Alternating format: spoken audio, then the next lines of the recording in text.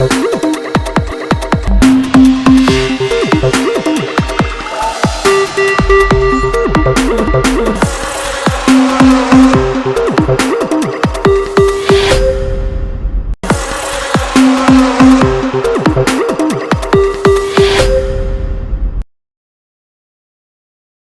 je disais tantôt, bon, on a aujourd'hui le plaisir de vous présenter un autre format. On a un médecin qui est à côté de nous, qui s'appelle Dr Fallou Samb.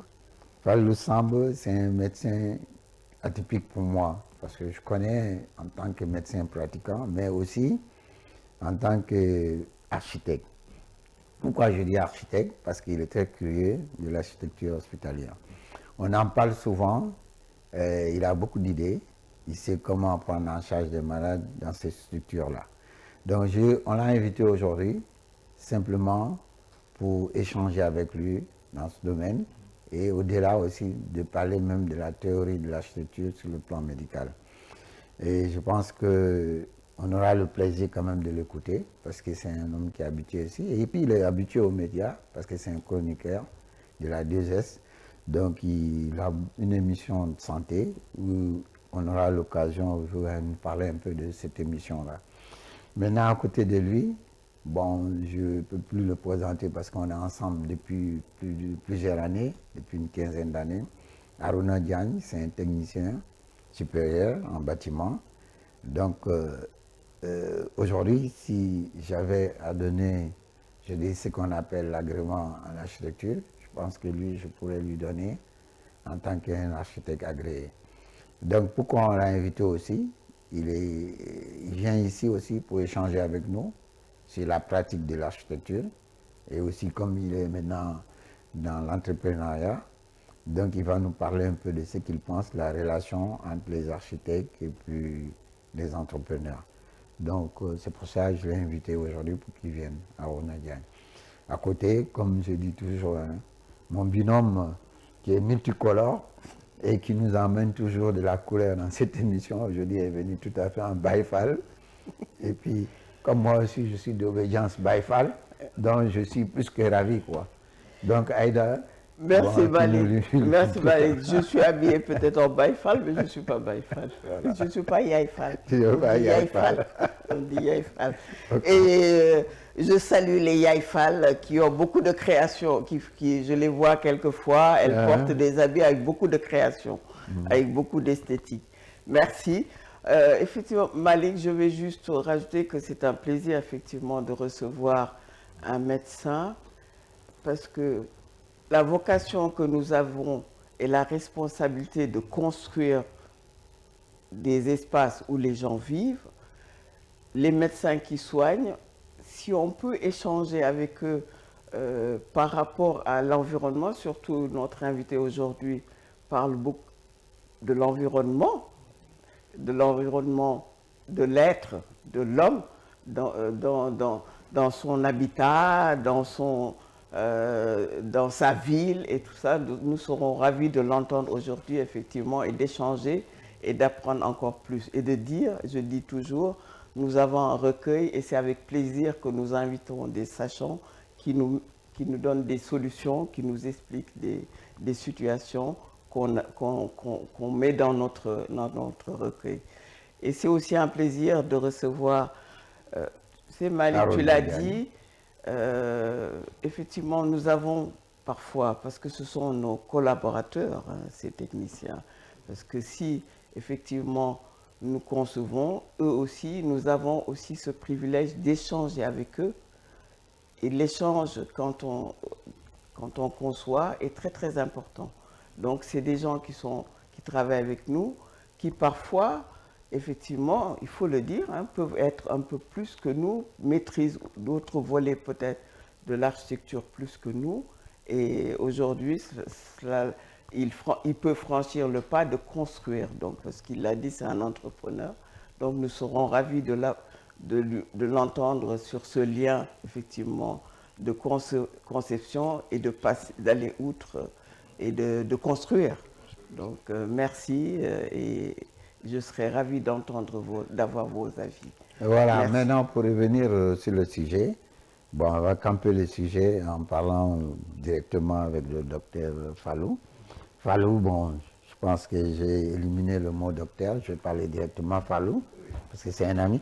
Voilà, Fallou, on est ravis de te recevoir. Bon, c'est une émission d'architecture, mais qui est light, qui est open, et on parle de tout. Voilà, maintenant tu as la parole. Merci de m'avoir invité et vraiment d'avoir créé ce cadre, qui est un cadre intellectuel d'échange et d'osmose, pour pouvoir échanger entre nos différentes professions. C'est vrai que moi je suis un médecin, mais ce que beaucoup de gens ne savent pas, la médecine est intimement liée à l'architecture. Parce que dans notre jargon, on dit que l'homme est génétique et environnement. C'est-à-dire qu'on est homme que de par notre environnement. Et quand on parle d'environnement, forcément, on va parler d'architecture. Et les gens oublient que le premier architecte, c'est Allah subhanahu wa ta'ala, qui a créé ce beau monde avec ses êtres aussi différents, avec ses espèces et autres. Donc, Dieu est le premier architecture. Et vous voyez même, dans le Coran, il y a des principes du Coran qui parlent d'architecture. Si on parle de Tawhid, par exemple, aujourd'hui, c'est l'homogénéité et la répétition des choses, des figures géométriques. Quand vous parlez des hommes, vous parlez de la nature, vous parlez de la végétation, cette répétition des figures géométriques, je ne vous apprends pas ce que ça veut dire les fractales. Je ne vous apprends pas ce que ça veut dire les suites de Fibonacci. Je ne vous apprends pas, vous en tant qu'architecte, qu'est-ce que ça veut dire le nombre d'or, 1,618, qui est une répétition dans la nature et qui est un nombre qui permet aux architectes et à tout le monde de pouvoir évoluer dans leur travail. Il y a le Ihsan aussi. Le Ihsan, c'est, par exemple, c'est l'architecture qui reflète la beauté et la divinité. Ensuite, il y a aussi la modestie qui favorise la fonctionnalité à autre chose. Ensuite, on a l'hospitalité et la communauté, les espaces verts et autres. Et même dans ces principes coraniques, on peut même citer, par exemple, aujourd'hui, l'ouverture, l'espace et la lumière. Parce que Dieu est lumière. Et il l'a dit dans le Coran, si on se réfère à au surat Al-Nour, 24-35, surat 24, verset 35, Dieu nous parle de la lumière. Et l'architecture, c'est la lumière. Ce qui permet aux gens aujourd'hui de pouvoir vivre convenablement et en harmonie avec leur milieu. Donc je crois que ces deux professions, architecture et médecine, deux professions qui sont de pair, qui sont intimement liées. Mais malheureusement, les gens, souvent, ils l'occultent. Parce qu'on vit dans un environnement, et cet environnement, on a besoin quand même d'avoir un environnement qui est sain pour avoir un esprit qui se développe et qui peut réfléchir. Donc, en grosso modo, comme introduction, je crois que je peux m'en tenir là pour donner l'occasion. Oui, mais avant même de donner, vous m'avez parlé de la santé d'habiter, l'habitat, comment santé. Non, ça, dans la discussion, je voudrais réserver ça pour développer. Dans l'introduction, comme tu as parlé de cet aspect un peu mystique, un peu de foi, qu'on en a abordé plusieurs fois ici, avec des gens qui sont venus, qui nous ont mis dans cette dimension-là. Exactement. On est très ravis de voir, parce qu'au départ, quand je parlais de toi ici, j'ai dit qu'au-delà même de la médecine, ça déborde sur autre chose. Exactement. Donc je vois qu'il y a le Coran qui est mené dans ça aussi, ça c'est intéressant. Mais je veux dire que ce qui régit notre monde, c'est notre environnement. Exact. Si l'environnement ne nous conditionne pas, on serait tous neutres. L'homme a pu construire parce qu'il s'est protégé par rapport à tout ce qui existait dans son environnement. Quand tu es dans un environnement, tu ne connais pas l'étranger ou celui qui t'agresse, tu essaies de te protéger. Tu m'as parlé même de double peau. La maison, c'est une double peau. Ouais, parce que on a la peau et on a une double peau qui est revêtue par la maison. Ça, j'ai bien aimé l'expression tout à l'heure. Oui, tout à fait. Quand tu m'en parlais. Tout à fait. Donc, c'était pour te titiller un peu que je suis venu sur cette double peau. Parce que tu as défini un peu dans l'introduction que tu as lancée un peu. En résumant un peu comment le monde s'est conjugué. Parce qu'en fait, il y a maintenant cette nouvelle tendance, ce qu'on appelle la médecine de l'habitat. Parce que l'habitat est considéré maintenant dans notre jargon comme une troisième peau de l'individu. Après la peau, le derme, il y a les vêtements qui nous protègent, mais c'est notre habitat. Et l'habitat, c'est de l'architecture. Donc, la troisième peau de l'individu, c'est son habitat. C'est pourquoi l'habitat est considéré comme une troisième peau chez l'individu. Donc, pour vous montrer l'essence, même la quintessence même de l'architecture dans la vie des individus. Et même plus loin, on va voir que si l'environnement détermine l'être humain. Si on vit dans un environnement qui est sain, on peut penser, on peut réfléchir, on peut créer, on peut être créatif. Mais si nous vivons dans un environnement restreint, comme l'environnement que nous avons, ça pose des problèmes. Et il y a d'autres aussi phénomènes qui vont entrer en considération, que ce soit dans votre métier comme dans notre profession. C'est-à-dire, on a besoin aujourd'hui, que ce soit médecin, architecte, technicien ou autre, de tropicaliser ces sciences, d'en faire des sciences africaines. Parce que la plupart du temps, souvent, les gens ils importent des techniques tempérées dans des pays tropicaux. Ce qui fait qu'on en a discuté tout à l'heure. Certaines de nos professions ne sont pas très bien connues par le commun des Sénégalais. Quand on parle d'architecte, on va dire, oh, c'est un autre niveau. Alors que je viens de vous définir en matière de médecine l'importance de l'architecture même dans la vie de l'individu. Parce qu'il est l'alpha et l'oméga de la vie de l'individu, c'est son environnement. L'architecture, c'est de l'environnement. C'est dans ce cadre qu'on va mettre les techniciens, les paysagistes, les urbanistes, etc., pour permettre à un homme d'avoir un environnement épanoui afin de vivre correctement. Donc, en somme, c'est ça. Voilà. Aruna, bon, on a assez parlé maintenant. Bon, on te laisse en introduction. Comme c'est un milieu connu des architectes ensemble, Aïda l'a bien dit tout à l'heure, en parlant des techniciens, c'est une famille. On est ensemble, c'est que vous concrétisez aussi nos idées. C'est que même quand on met les idées en place, et voilà, vous savez comment les concrétiser. Je te laisse la parole pour te présenter, tu en parles. Donc, bonjour, je salue vos auditeurs de télévision et les auditeurs de l'Internet. Et je suis vraiment ravi d'être à l'émission parce que c'est comme un jour de concrétisation. Parce que moi, ma vocation première, c'était de faire la médecine. Et oui, ça c'est un aveu. Mais avec la force du cursus et les années invalides et années blanches, on est arrivé un peu tard pour entrer en faculté de médecine. Et après réflexion, je me suis dit, je ne peux pas aller ailleurs ou dans la construction. Parce que l'amour de faire un avantage pour la population, pour la personne, l'humain, on peut le trouver dans la médecine, mais comme ça aussi, on peut le trouver dans la construction. C'est ma philosophie qui fait que jusqu'à aujourd'hui, je suis passionné. Et j'ai été aussi, secondement, défavorisé par le système, parce que au moment des LMD, moi j'ai fait mes années jusqu'à aller diplômer à l'école supérieure polytechnique. Mais avec les LMD, il fallait rajouter des années supplémentaires. Et c'est ça qui m'a fait le BACU individuellement. Parce que je me suis révolté pour dire que je n'ai pas besoin d'aller faire des études complémentaires. Parce qu'à ce niveau, avec l'équivalence des diplômes, moi je suis arrivé à terme. Voilà. Aujourd'hui même, je regrette quand même de ne pas avoir continué. Mais, voilà, mais rien n'est trop tard. Rien n'est trop tard, mais il y a une consécration qui fait que je ne regrette rien. Parce que quand vous avoir fréquenté fait que vous pouvez me dire que si vous voulez choisir quelqu'un pour l'agréer comme architecte, ça c'est un avantage pour montrer que ce n'est pas un chemin vain que j'ai fait. Parce que j'ai commencé à entreprendre depuis 2006 ou 2000 et quelque chose. Mais il me manquait une étape, c'est la conception. Et Dieu a fait que j'ai rencontré M. Mbo.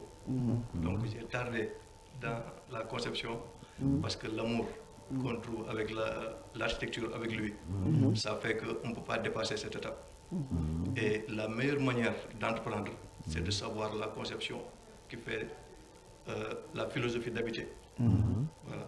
On peut donner des prix, on peut faire des bâtiments, mais pour que le bâtiment soit accessible et adapté à la personne, il faut aller jusqu'à l'étape de la conception. C'est ce qui m'a rentré dans l'architecture. Et c'est ça qui fait aussi que je ne regrette plus. De n'avoir pas fait. Ouais, mais je ne vais même pas te couper sur ça, parce que moi, j'ai vécu l'expérience avec toi.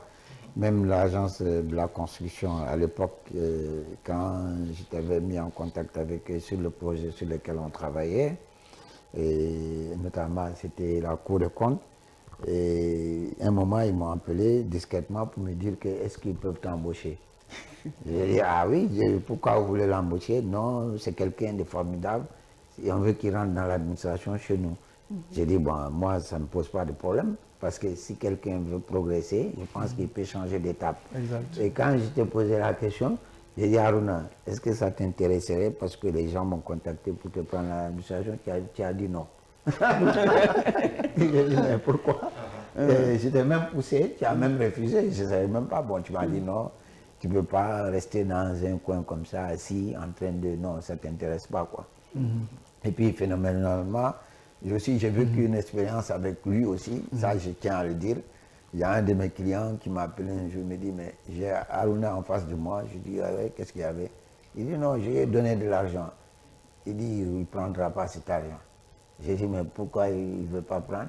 Non, et puis pourquoi il voulait... Non, je lui ai donné parce qu'il est tellement bien gentil, c'est de l'argent. Je me dis, c'est quoi le bout? Qui quoi? Me dit quoi? Mais quoi? Passe-moi Haruna. Parce que je sais que du gel ça, mais passe-moi. Il me passe Haruna, je dis à Haruna. Mais je le reste, moi, je dis non, non, non. Je me dis, non, que Dougal si cabinet de Mounek Sibir salarié, quoi. Il faut qu'il intègre dans le cabinet. Bon, quand tu rencontres des gens comme ça, qui sont amoureux du travail et qui réclament rien du tout. Voilà, c'est ça. Et voilà, tu te dis formidable, quoi. Mais bon, c'est des gens qui sont altruistes, quoi. C'est-à-dire, ils n'ont pas, voilà, ils ne sont pas là pour de l'argent, ils vivent pour compléter. Et puis lui, ce que j'ai adoré chez lui, il est tout en train de réfléchir à des concepts. Exact. Si on faisait ça, si on faisait ça. Et souvent, j'ai dit, mais yo, où tu vas aller où? Tu veux reconstruire le monde ou quoi? Voilà un peu ce que je voulais dire. Mais on va revenir bientôt sur toi. Aïda, si tu as des choses à compléter. Oui, non, ce n'est pas complété parce qu'en fait, je suis même, j'ai envie de les écouter un peu plus, mais je veux simplement relever, effectivement, c'est très, je ne vais pas dire mystique, c'est très religieux. Oui. Parce que cette notion, on a même envie de le dire en Wolof, parce qu'il y a une saille, d'y concevoir, tu as l'impression que tu as des messages. Exactement. Et ça, je l'ai toujours vécu. Exactement.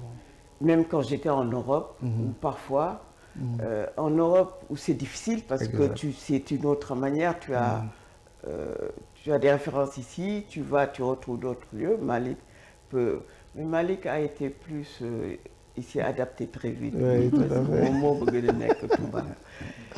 fait. Et donc, cette notion, tu te dis, quand ça coince, tu dis, bon, bah, je laisse tomber, je me recentre sur moi, et effectivement, le lendemain, tu l'as. Exact. Et tu as l'impression, c'est très mystique, c'est pour ça que le poids est lourd, la responsabilité est lourde, parce que tu te dis, c'est pas rien que de concevoir un espace où des gens vont être, c'est une responsabilité. Et tu te concentres et tu l'as. Et ça rejoint exactement ce qu'il dit. C'est-à-dire que quand c'est une vocation, tu ne peux pas aller ailleurs. C'est-à-dire tu ne perds pas ton temps avec celui qui dit tu es trop gentil parce que toi tu donnes l'argent. Non, tu es concentré sur ce que tu dois faire. Si tu avais dit oui, j'aimerais bien échanger avec toi sur ce qu'on a conçu, là tu y vas. Mais d'autres choses, Alex, tu dis non, je le rejette. Et c'est ça, je voulais relever cet état de fait, relever aussi que, il faut le dire, et ce que Malik fait tout le temps, d'ailleurs, il est là, il crée des trucs pour que tout le monde puisse en profiter, il fait des émissions où il invite tout le monde, et il fait, je le redis, il fait le musée de Serigne Touba, il dit waouh, aïe de dessin ligue. Voilà, merci beaucoup. Voilà ce que je voulais dire. On va revenir sur le concept même, en fait, Bakou. Bakou, c'est le refus de l'appris. C'est-à-dire, nous avons été conditionnés à apprendre des choses. Et ces choses nous suivent jusqu'à aujourd'hui. Même dans notre manière de faire, dans notre manière de concevoir, on est toujours conditionné par l'appris. Maintenant, un jour, il y a un mouvement qui est en train spontanément de prendre forme, c'est-à-dire nommé Bakou, mais c'est un refus de ce qu'on nous inculque, quoi. C'est-à-dire, on dit un moment, ouais, on va se libérer de notre chaîne Mais on va maintenant nous-mêmes montrer ce qu'on sait faire. Donc ça s'est traduit par ce qu'on appelle les pas de danse, ce qu'on appelle l'oralité, les chansons, les trucs comme ça. Pour que si aujourd'hui, nous en tant qu'architectes, on manifeste quelque chose, on va le manifester par notre savoir-faire, par notre culture, par notre identité. Et c'est simplement ça le Baku. Bon, le nom est bienvenu parce que quand tu prends un nom comme Baku, qui marque le rythme, qui marque le pas, qui montre la danse, qui montre la chanson, mais que tu ailles partout en Afrique, même dans le monde, les gens ont toujours ce rythme entre eux. Exact. Il y a le folklore qu'on dit, les danses folkloriques, c'est le Tchosan Dek. Voilà. Le Tchosan Dek, c'est dans le Baku. Et le Baku, ce n'est rien d'autre que ce que Aruna vient dit. Oui, moi j'ai mon Baku, je me ferai mon Baku moi tout seul. Le Baku dit, c'est pas toi qui vas m'apprendre, mais moi j'apprends à partir de ce qui existe chez moi déjà. Et j'essaye maintenant de le vendre ailleurs ou même de le développer chez moi. Je ne vais plus être conditionné de rester dans un truc déjà fini, déjà fait, et je ne fais que calquer et de continuer. C'est pour ça le refus du Baku. Pour revenir sur les hôpitaux, moi j'ai vu le principe des hôpitaux qui s'est développé en Europe. On a intégré ce qu'on appelle les accompagnants. Mais nous, en Afrique, nous, on n'isolait pas notre malade. Nos malades vivaient avec nous. Mais aujourd'hui, quand vous allez en Europe, ils sont en train de venir vers cette tendance. Pourquoi? Parce qu'ils ont développé ce qu'on appelle les machines à guérir. Les machines, c'est-à-dire que tu es dans une chambre, tu as peut-être un portrait ou bien un truc comme ça mis, un tableau, et tu n'as rien, pas même de visite. Presque tu es isolé. Alors qu'ici, dans un hôpital, moi je dis toujours, je ne comprends pas comment fonctionnent les hôpitaux en Afrique parce que ça devait être l'inverse, parce qu'on vit dehors. Mais ici, quand tu rentres dans les hôpitaux, en fait, les personnes valides, c'est eux qui parsèment l'hôpital au niveau des jardins, tout ça là. Où sont les malades? Ils sont alités, ils sont dans des chambres parce qu'ils ont peur de l'hôpital. Ils ont rejeté l'hôpital. Comment ça se conçoit ici? Ils ont rejeté ça parce que ce n'est pas leur mode culturel. Ce n'est pas leur façon de vivre le malade. Donc, ils viennent un peu trop tard à l'hôpital et quand ils arrivent, ils sont dans un état où ils ne peuvent rien faire pour eux. Et dans les hôpitaux ici, tu vois les gens valides qui tournent autour des cours. Mais en Europe, les malades sont dans les cours. Ils se promènent dans les jardins parce qu'ils sont en état de convalescence. Donc, ils vivent ça. Alors que chez nous, ça devait être l'inverse. Donc, il faut adapter nos hôpitaux à notre mode culturel et notre identité. Maintenant, je te donne la parole. Voilà. Il faut qu'on tropicalise nos concepts. Ouais. Parce que nous tous, dans nos pratiques au quotidien, on prend des principes tempérés pour des pays tropicaux. Et ces principes sont obligés de fondre parce qu'on n'a pas les mêmes cultures, les mêmes conceptions. En Europe, la structure familiale a été dissociée. Il n'y a plus de famille. On peut être frère, même père, même mère. On ne se parle pas. On ne se voit pas. Alors qu'ici, on n'est pas malade. C'est la famille qui est malade. C'est ce que j'appelle souvent la notion d'exilé des hôpitaux. Parce que, par exemple, aujourd'hui, quelqu'un qui a une certaine maladie dans certaines villes, au Sénégal, en Afrique, partout ailleurs, généralement, il fait l'exil pour quitter sa ville et venir se soigner dans une grande capitale. Mais il ne vient pas seul. Il vient avec femme, ça dépend du statut du malade. Donc nous, on a intérêt à tropicaliser nos concepts, que ce soit médecin, architecte, ingénieur, technicien. On a cet intérêt-là. Parce que vous savez que durant le développement de l'histoire de l'humanité, l'hôpital a évolué. Et nous, on n'a pas beaucoup évolué. En Europe, en Afrique, on isolait les malades, certaines maladies. Dans certaines maladies, on les isolait. La lèpre, la peste, etc. Le malade était isolé. On venait chaque jour lui mettre sa nourriture et un peu d'eau à la porte et on s'en fait. Et le lendemain, on venait voir s'il est toujours vivant ou non. Ensuite, on a créé les hospices avec l'église. Ensuite, c'est là où maintenant intervient le rôle, ce grand rôle des architectes. C'est-à-dire l'architecture a humanisé un peu les hospices pour en faire des hôpitaux. Parce que l'hôpital n'est plus un mouroir, comme on peut le dire, mais l'hôpital est devenu maintenant un lieu de vie, où il y a des malades qui sont là pour être soignés, il y a des gens qui viennent chercher des soins, parce qu'ils ne sont pas malades. Quand je fais de la chirurgie esthétique, je veux faire des bridges pour mes dents et autres, je vais à l'hôpital, mais je ne suis pas malade, j'y vais pour trouver des soins. esthétique ou autre chose. On peut aller faire un bilan de santé. Un bilan de santé, On n'est pas malade. parce qu'on n'est pas malade. Et à l'intérieur de l'hôpital, il y a des gens valides qui ne sont pas malades, qui vivent dans nos hôpitaux. C'est les médecins, les infirmiers, les personnels paramédicaux. Ces gens, il faut créer maintenant une symbiose, une sorte d'osmose pour l'ensemble de ces personnes qui n'ont pas les mêmes préoccupations et qui vivent dans un même endroit. Et ça, c'est le rôle de l'architecte. C'est pourquoi on a intérêt à plus quand même impliquer les architectes dans les conceptions de nos hôpitaux et même de nos maisons au-delà. Parce que l'hôpital est devenu un lieu de vie. Ce n'est plus un lieu de souffrance, l'hospice où les gens attendent la mort, oui ou non je vais mourir, etc. etc.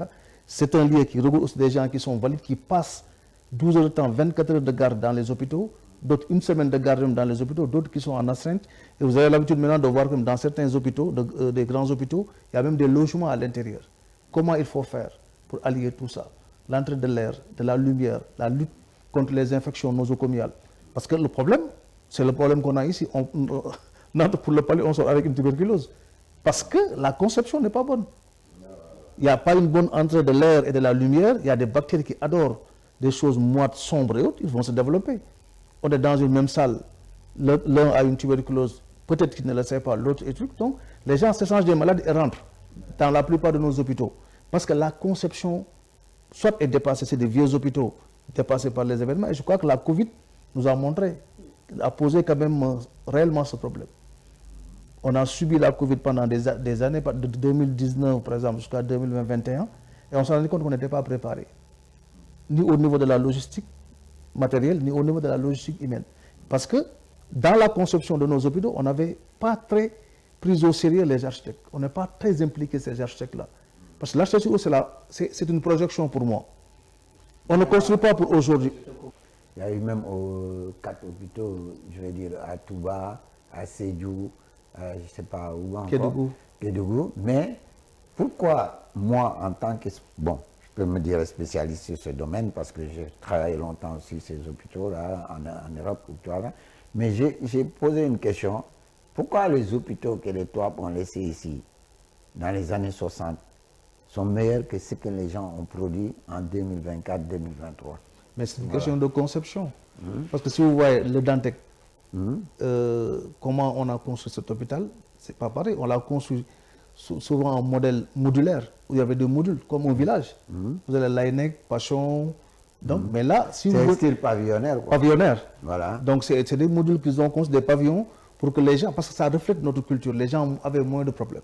Maintenant, si vous venez, vous nous amenez un autre concept qui n'est pas trop culturel. On a construit des hôpitaux, on n'a pas eu le temps de former les médecins et le personnel paramédical qui doit travailler dans ces hôpitaux. On attend de terminer l'hôpital pour maintenant recruter. Alors que le personnel qui doit travailler dans ces hôpitaux doit être impliqué dans les projets. C'est très important. Parce qu'aujourd'hui, vous allez dans un hôpital, vous voyez un matériel qui pendant 10 ans, personne ne l'a touché. Parce qu'effectivement, personne ne sait à quoi ça sert. S'il y a feu ou bien incendie dans des hôpitaux, souvent les gens sont obligés de courir à gauche et à droite, ils ne savent pas par où aller. Ça peut intervenir à 2 h du matin, 3 h du matin, le personnel technique peut ne pas être là. Donc, je crois que le problème qu'on a avec les hôpitaux, c'est à peu près ça. C'est-à-dire, des gens sont venus, ils ont proposé des modèles, peut-être dans un but, non pas, essentiellement dans un but politique, mais pas dans un but, disons, de programmation continue. Parce que vous voyez même, là, vous ne pouvez pas quitter un chef-lieu de région et aller construire un hôpital. Diourbel, c'est le chef-lieu de région de Touba, on a construit un hôpital à Touba. On a désorganisé maintenant la pyramide sanitaire. On l'a fait à Tiaoun. Donc l'objectif, c'est est-ce que c'est un objectif social, sanitaire? Ouais, selon la pyramide, il faudrait mettre ça. Il fallait, parce qu'on parle de pyramide sanitaire dans le cadre opérationnel de notre système de santé. Mais avec ces hôpitaux, on s'est rendu compte que cette pyramide n'a pas été respectée. Parce qu'on n'a pas mis des hôpitaux là où il fallait. On a mis plutôt privilégié la politique. La politique qu'avec la carte sanitaire. Donc ça aussi, c'est dans le cadre de la conception, ça crée des soucis.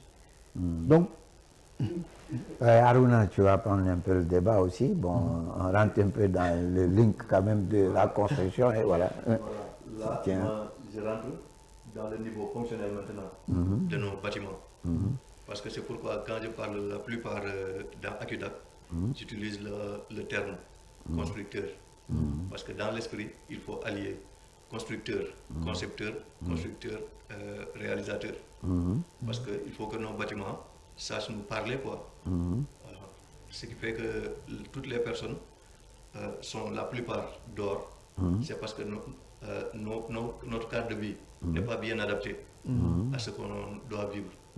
Ce qui fait on a tendance à rester tout le temps dehors et ne pas avoir le cercle familial permet qui existait autant.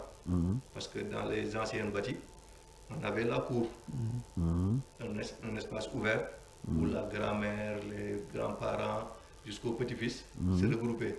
Donc dans la construction, il nous manque maintenant de reprendre notre vécu social, notre identité culturelle dans la construction et dans l'habitation pour pouvoir redémarrer. C'est ça. C'est même avant que les toits même n'arrivent.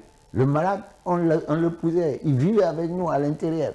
On arrivait à le guérir, même si sa maladie était transmissible. Presque tout le monde avait cette maladie. C'est pour ça que tu as vu le phénomène de lépreux. Mais donc, on vivait, on ne s'isolait pas. Mais c'est venu après, avec les façons de cloîtrer les gens, parce que l'hôpital, c'était avant des gens de retrait où il y avait des moines, il y avait des trucs, on prenait les gens, on les jetait là-bas, des hospices, des trucs comme ça. Mais ce n'était pas pour les soigner, c'était pour les trier, pour les mettre quelque part et pour les entretenir et dire peut-être qu'ils vont mourir un jour, puis on les isole de la population. Parce que la population, c'est là, elle est saine, mais c'est là, elle est malade, donc il faut faire des tris. Mais c'est après maintenant, quand la médecine s'est développée, qu'on a trouvé qu'il faut maintenant aller faire des structures qui vont accompagner les lieux de soins et des trucs comme ça. Sinon, même pendant les guerres, on peut opérer en plein air. Exactement. Il suffisait de mettre une tente, de mettre des trucs comme ça. Mais c'est après qu'on a rapporté un peu le conseil. Donc je suis totalement d'accord avec toi sur le fait que cette cellule familiale a été détruite parce qu'on nous a imposé. Le rôle du Bakou, c'est maintenant le refus de ça. Voilà. Les parcelles de 10 sur 15 qui nous ont tellement valu cet éclatement social a poussé à un certain niveau la pauvreté.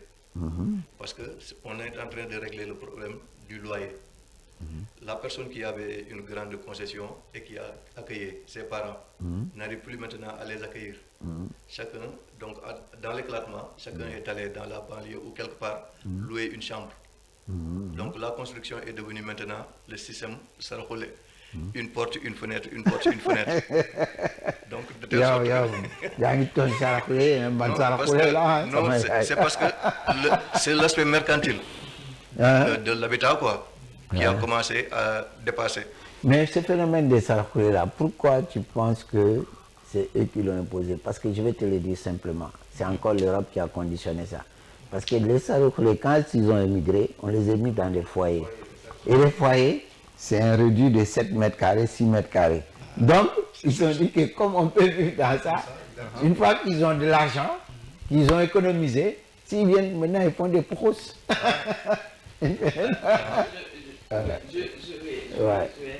Vous savez, comme on dit, nous les architectes, je vais expliquer, nous avons une responsabilité.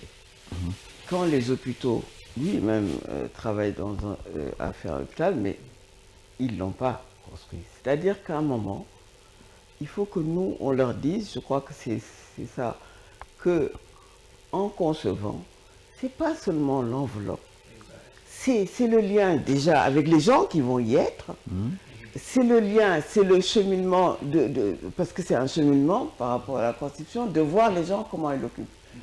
Je dis ça parce que dans les hôpitaux, effectivement, c'est les anciens, les hôpitaux, quand tu observes les gens, comment ils arrivent, c'est-à-dire il y a un malade, et aujourd'hui, dans notre manière de faire, à 18h ou à 17h, quand c'est ouvert, les gens vont les voir, et ça, les gens, c'est politique, hein, c'est politique. Après, ils ne se rendent pas compte de ça, ils ne prennent pas ça en compte quand on conçoit un autre hôpital. On s'imagine qu'on fait juste l'enveloppe, mais par contre, on va aller chercher le matériel, on fait bien le distinguo, le matériel qui sert à exercer, qui est à la limite un peu plus important. Et on se rend compte que le matériel qu'on achète, parce que tous ces appareils, ces grands appareils modernes qu'on a, ils ont besoin d'un autre espace que d'une chambre. Et c'est tout le cheminement. Je dis ça par rapport à la ville. Par exemple, j'ai dit l'autre jour, Dakar est conçu, c'est pas nous, c'est un système quadrillé que nous n'avons pas l'habitude. Et il faut le relever. Le Sénégalais s'approprie ces espaces. Il essaie tant bien que mal, de manière désordonnée ou chaotique, d'occuper ces espaces. Après, c'est à nous aujourd'hui de dire comment ils ont occupé, donc ça ne leur convient pas. Quelle est la solution qu'on peut leur apporter pour qu'ils vivent dans cet espace-là? Et tout est comme ça. Et tout est comme ça. Et aujourd'hui, je vais parler du Bakou, j'en parle tout le temps. Mais c'est pas mon Bakou. C'est notre Bakou. Parce que les gens croient que c'est juste comme ça, le Bakou. Voilà. C'est qu'aujourd'hui, quel que soit le bâtiment dont on hérite, quel que soit ce que nous héritons, c'est à nous aujourd'hui de savoir déjà, la première des choses, quand tu fais des espaces, tu devrais discuter avec les gens qui vont l'occuper. Et c'est important. Et qu'aujourd'hui, ces gens qui vont l'occuper vont t'apporter autre chose. Et c'est ça qui va faire la richesse de ce que tu conçois. Dakar, on a essayé de l'occuper tant bien que mal. C'est désordonné, c'est vrai. C'est mon compagnon qui sont sur le plateau dit oui, c'était comme ça avant, c'était comme ça avant. Mais il faut trouver un moyen de voir, comme c'était avant, comment on peut écarter, comment on peut créer d'autres espaces qui puissent convenir au sein de ce qui existe. Et c'est ça le vrai travail. Quant aux hôpitaux, il faut qu'aujourd'hui, que les gens, l'État, ou je ne sais pas à qui, je parle d'ailleurs à ceux qui donnent, se disent que quand ils font travailler les sachants, je ne dis pas, parce que il n'y a pas que l'architecte, il y a tout un process qui est là. Il y a tout un système à mettre en œuvre pour que l'environnement soit adéquat. Et que ce n'est pas simplement, oui, on va faire, on écarte l'architecte parce que nous, on peut le faire nous-mêmes. Non, même l'architecte a besoin d'échanger avec vous pour faire cet espace-là. Ce que vous nous racontez aujourd'hui, c'est tellement important, c'est un lien que nous savons, parce que si, personnellement, quand je conçois, j'aime bien avoir l'avis de la personne qui va l'occuper.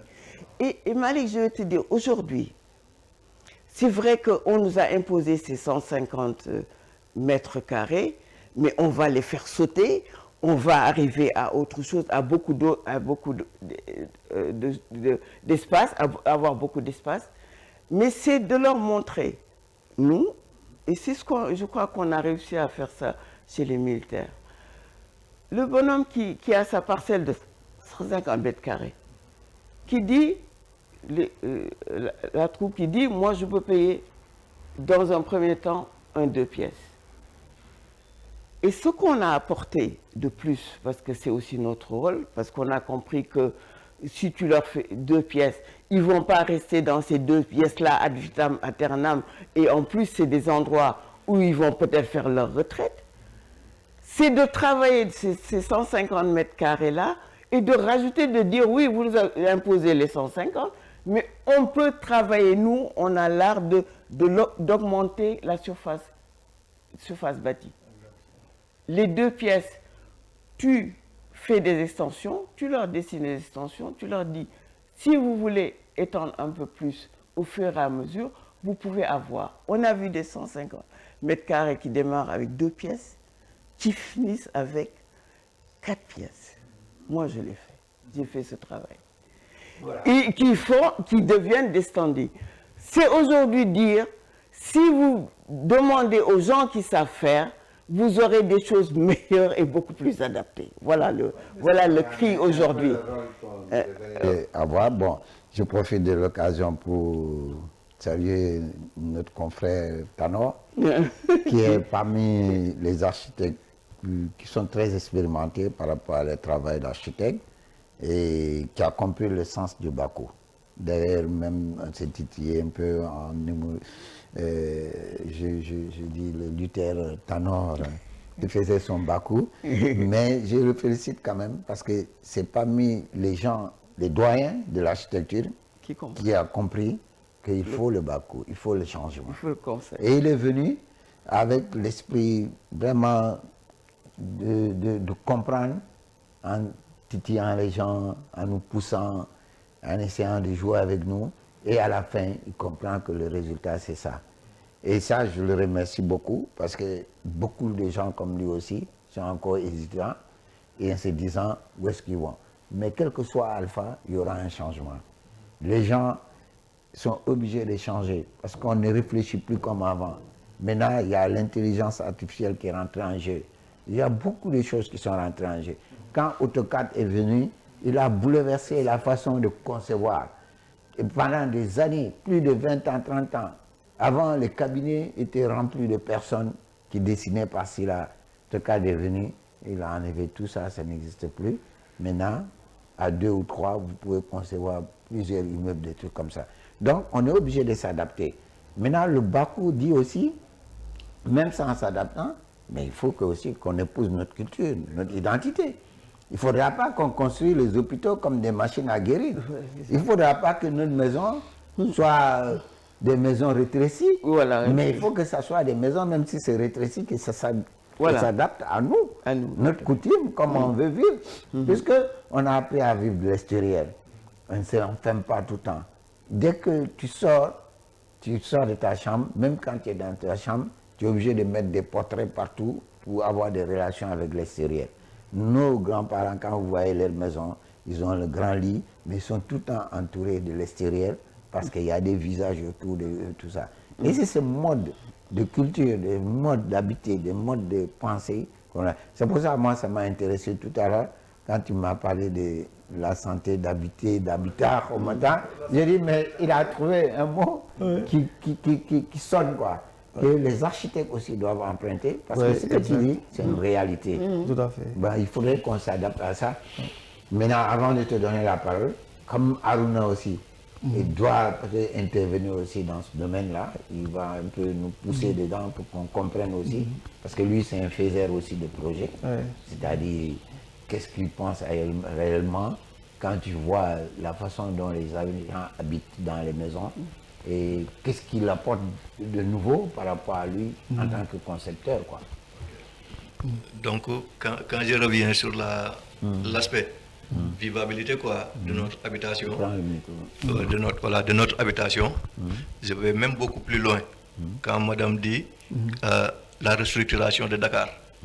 Parce que moi, mes premiers pas m'ont amené dans un cabinet de béton armé, le bureau de Sitor Ndour, en ville.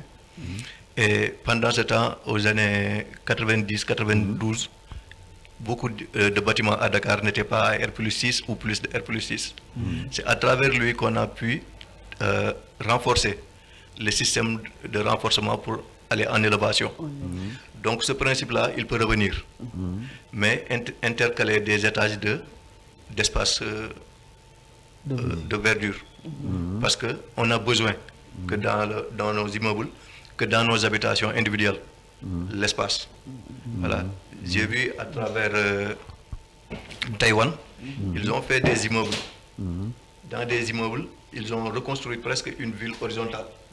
Voilà, vous trouvez des supermarchés, vous trouvez des écoles, mais vous trouvez des espaces verts aussi. Voilà. Ça, il faudra qu'on l'intègre dans notre principe. J'ai l'habitude de dire, ici au Sénégal, on aime bien construire tout en rez-de-chaussée. Mais quand vous économisez 2 pièces et que vous l'amenez en étage, vous économisez sur les fondations. Bien que dans la taille des semelles, vous influez un peu sur l'impact des charges, quoi. Mais pourquoi ne pas construire en hauteur et laisser des espaces au rez-de-chaussée pour pouvoir donner à l'enfant, aux personnes, une aire de circulation, une aire de détente dans la maison. Voilà. Voilà, donc en fait, c'est en fait intégrer l'environnement autour de nous. Mais tu sais, en Europe, il y a un truc qu'il faut tenir compte aussi, hein, parce que le foncier là-bas, c'est pas comme chez nous. Chez nous, ils ont assez construit, quoi. Ils continuent à construire, mais presque partout, sauf dans les campagnes où il y a encore de la terre. Mais chez nous, c'est encore vierge.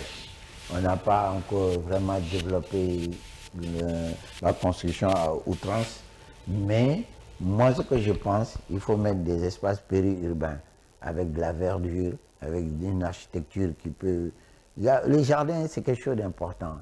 Autour même des maisons, quand la HLM faisait des trucs, il laissait des espaces tampons pour dire que ça, c'est le marché, ça, c'est l'école, ça, c'est le jardin.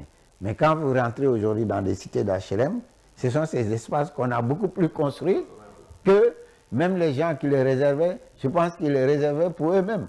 Parce que si tu viens sur le plan directeur ou bien le plan masse même de la cité, tu vois que ces espaces sont occupés. On met des immeubles, on met des trucs. On se demande, mais qu'est-ce qu'il y a? C'est pour ça qu'il faut ce refus-là. Il faut un refus complet. Il faut que les architectes aussi prennent le pouvoir par rapport à ça. Et même si les autorités aujourd'hui disent qu'ils ont un grand changement en tête, parce qu'ils le font, ils disent que oui, on va...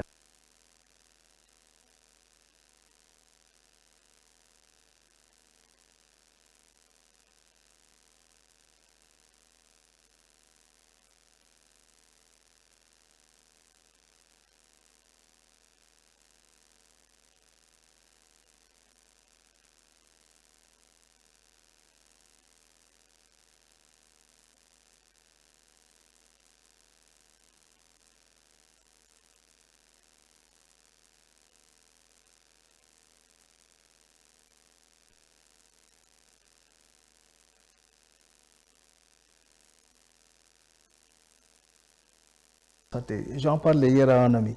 C'est-à-dire, on risque de ne plus avoir d'espace pour cultiver nos champs.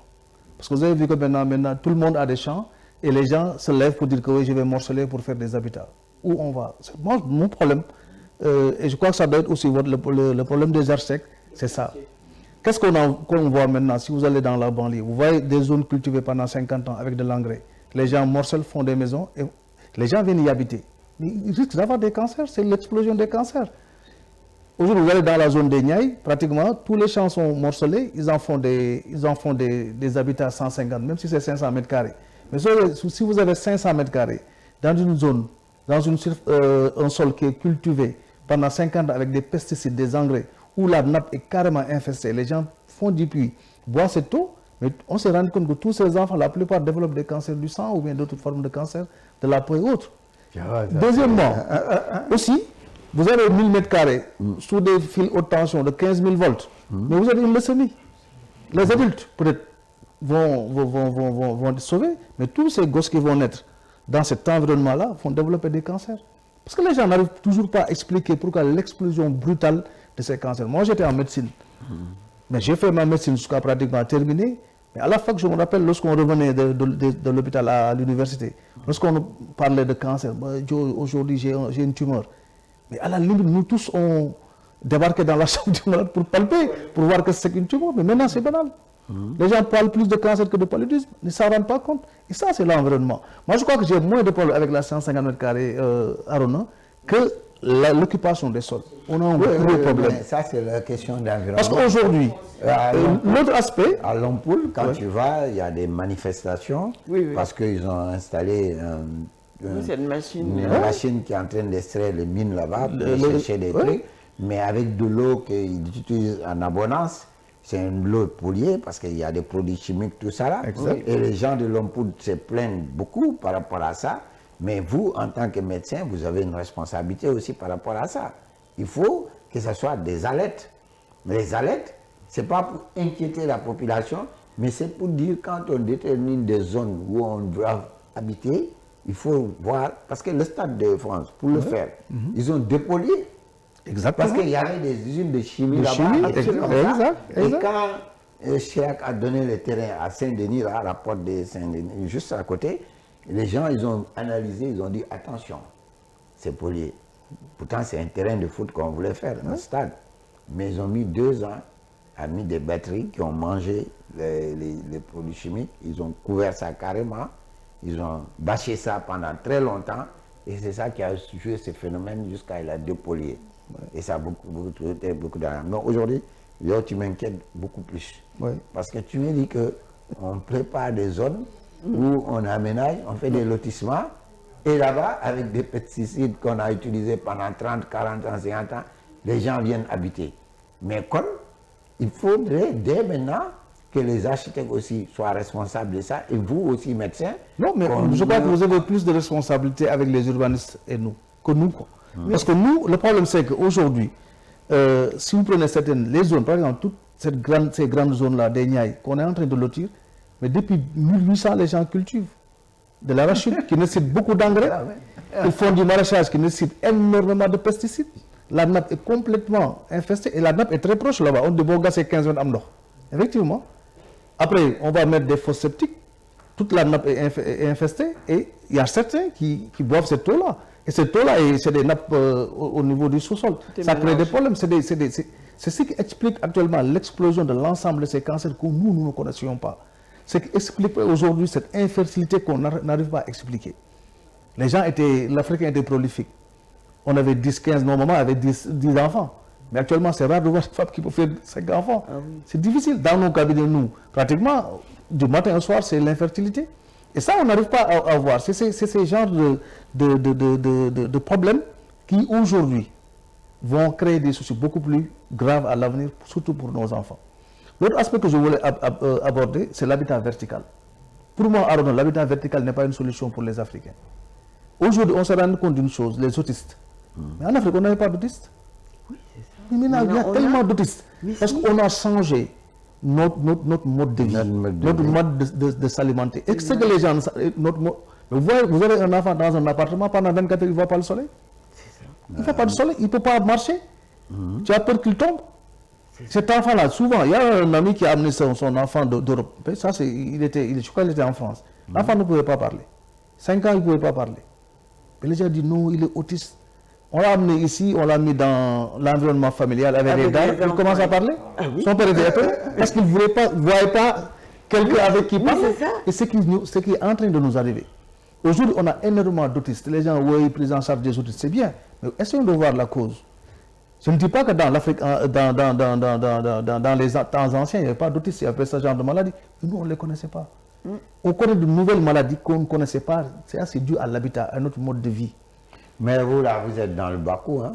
Non, le Bakou aussi. Pour moi, le Bakou, c'est bien. Mais c'est que le Bakou, il faut aussi qu'on ose changer. Oser changer les choses. Oser tropicaliser, africaniser, sénégaliser certaines choses qui nous appartiennent. Aujourd'hui, on parle d'espace vert. On en a discuté tout à l'heure. Mais regardez nos espaces verts là. Qui les conçoit? Ce n'est pas des urbanistes, ce n'est pas des paysagistes. On fleurisse quelqu'un qui a été voilà, depuis 20 ans. Les pépiniéristes. Ouais, les pépiniéristes qui viennent se dire que oui, mais tu vois, dans certains ronds-points, mais des arbres qui n'ont rien à faire là-dedans. Oui, parce que ce n'est pas calculé, alors que tout doit être calculé. Si vous allez dans les pays du Maghreb, Algérie ou bien Tunisie, Maroc, que je connais très bien, mais à 18 ce qui m'a le plus frappé, tu vois des familles nucléaires ou bien des familles nombreuses qui venaient étaler leurs notes, prendre leur dîner dans un jardin. Oui. Orangé ou bien avec d'autres trucs, qui mangeaient, qui restaient là-bas jusqu'à 22 heures. Parce qu'il y a cette nouvelle notion qu'on appelle la naturothérapie. Quand vous êtes trop stressé dans les villes, les gens vont en thérapie. Ils vont en campagne, ils se ressourcent, ils reviennent. C'est ça. Ou bien tu vas dans la forêt de Mbao ou bien quelque part, tu gardes ça. Même cette forêt-là est agressée maintenant. Parce que les gens veulent... À l'image de Dubaï, à l'image des Émirats arabes, le roi Salman de l'Arabie saoudite a normalisé son Bakou. Il a dit, on ne va plus construire comme les autres ont l'habitude de faire, importer des immeubles, planter les immeubles. Mais on va maintenant donner une norme de ce qu'il faut faire en architecture. Il a normalisé. Il dit telle zone, c'est comme ça qu'on construit, telle zone, c'est comme ça aussi, et comme ça. Mais je peux poser une question, Malé. Vous avez fait la France, pourquoi vous ne voyez pas de gratte-ciel à Paris? Il n'y en a pas. Pourquoi Paris n'est pas New York? Pourquoi Paris est beaucoup plus attrayante comme ville que New York et les autres villes? Non, parce que Paris, j'ai vu un documentaire très récent, il y a 2 ou 3 jours, où on parlait de la tour Montparnasse. Oui, le problème de la tour Montparnasse. La tour Montparnasse, ils ont testé un truc, ils ont dit, est-ce qu'on ne va pas essayer de s'élever plus haut? Et quand ils ont fait la tour Montparnasse, c'était une déception totale. Exact. Après, ils ont dit, on arrête. Oui, c'est vrai, on arrête. Exact. Mais à la défense, ils ont tenté. À la défense, ils ont tenté. Ils ont tenté, puis bon, finalement, c'est invivable quand même. Exactement. Parce qu'on a une prolifération de population, mais est-ce il y a un bien-être parmi tous Non, mais entre ces tours-là. Il n'y a pas. La Défense, comme il dit, moi j'ai un ami qui habitait au 66e étage, comme là, tu sais, il y a des étages énormes, hein, je ne sais pas si c'est soit le 33e, mais Moussa est un Djiboutien.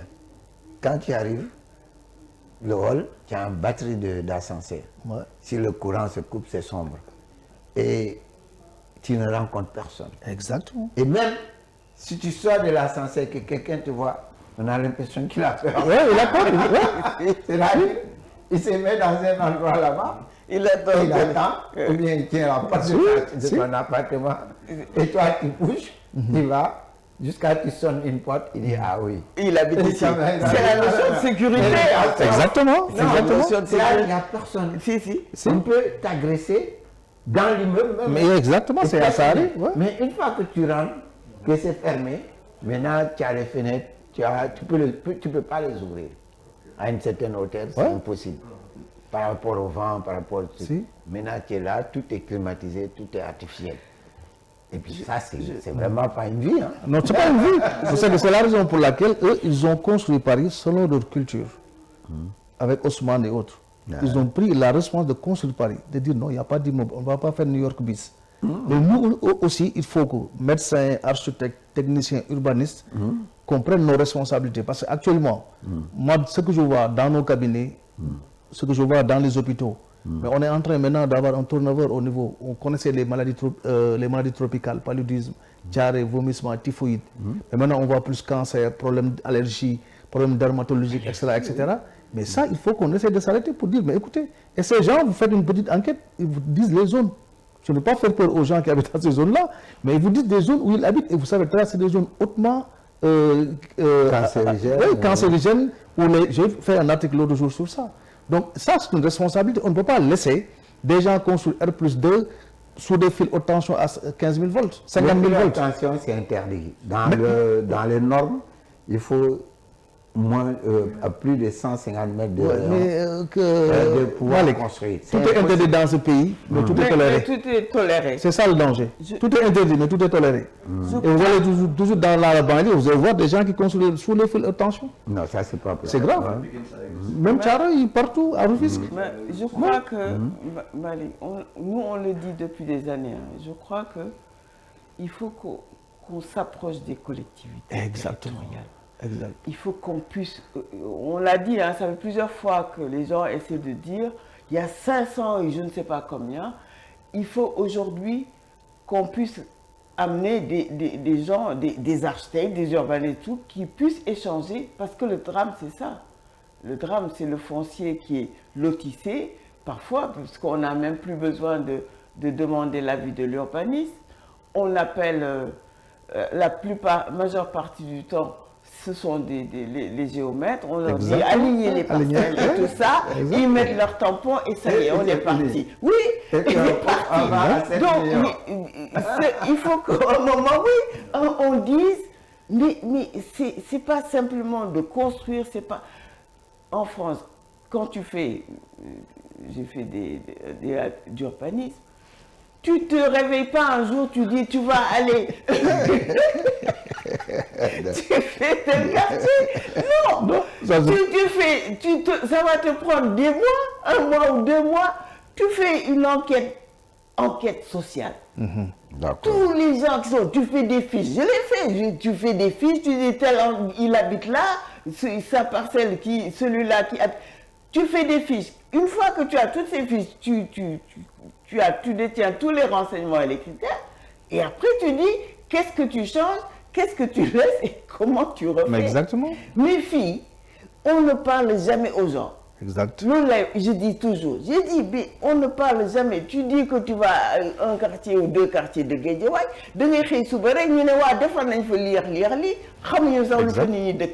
c'est le problème du lotissement. Je suis choquée quand vous dites qu'ils lotissent. Effectivement, les gens tombent malades. Exactement. On a occupé le chemin de l'eau. Exact. Après, on a des inondations. Exact. On n'a toujours pas réussi à résoudre les inondations. Maintenant, si on va vers il faut qu'on se mette ensemble, les médecins, parce que là, Non, c'est important.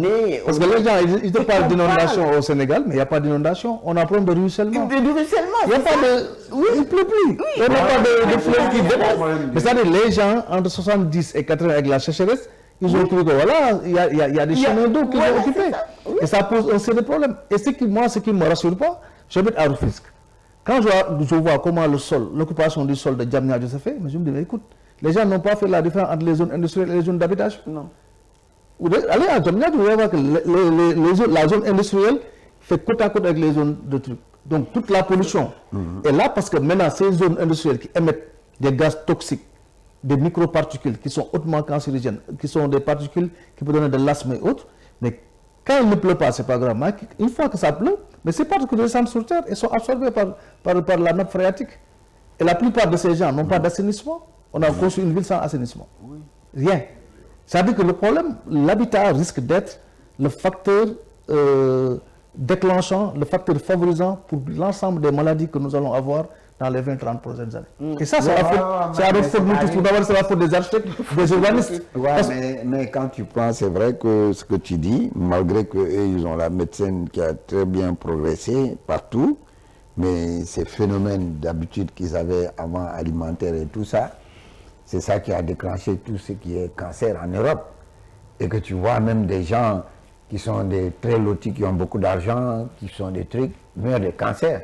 Mais aujourd'hui, nous, c'est notre comportement par rapport à notre façon, notre manière d'habiter qui va nous amener ces problèmes-là.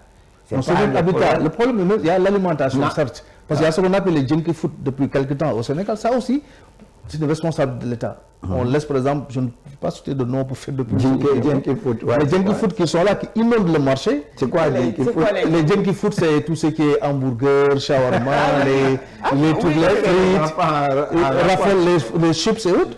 Mais c'est des alimentations hautement cancérigènes. Aujourd'hui, qu'est-ce qu'on amène? Oui, nos enfants dans les crèches, à l'école maternelle, vous donnez votre enfant une brique de jus avec des chips, mais vous êtes en train de créer un futur cancéreux. C'est excessivement dangereux. Et l'autre aspect, ce que les gens ne savent pas, c'est que l'estomac, le système digestif est le deuxième cerveau de l'individu.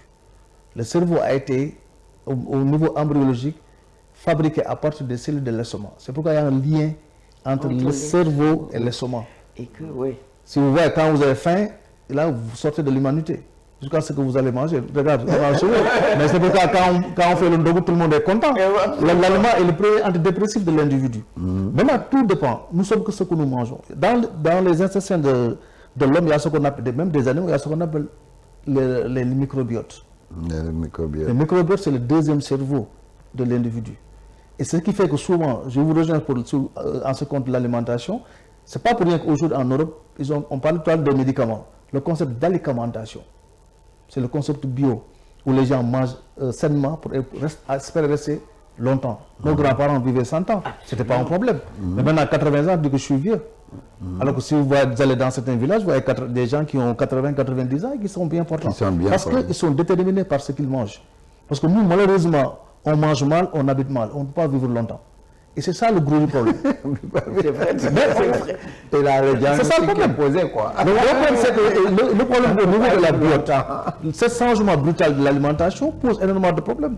Les gens ne se rendent pas compte pourquoi les grands intellectuels, ou bien entre guillemets les intellectuels, ne peuvent pas vivre longtemps.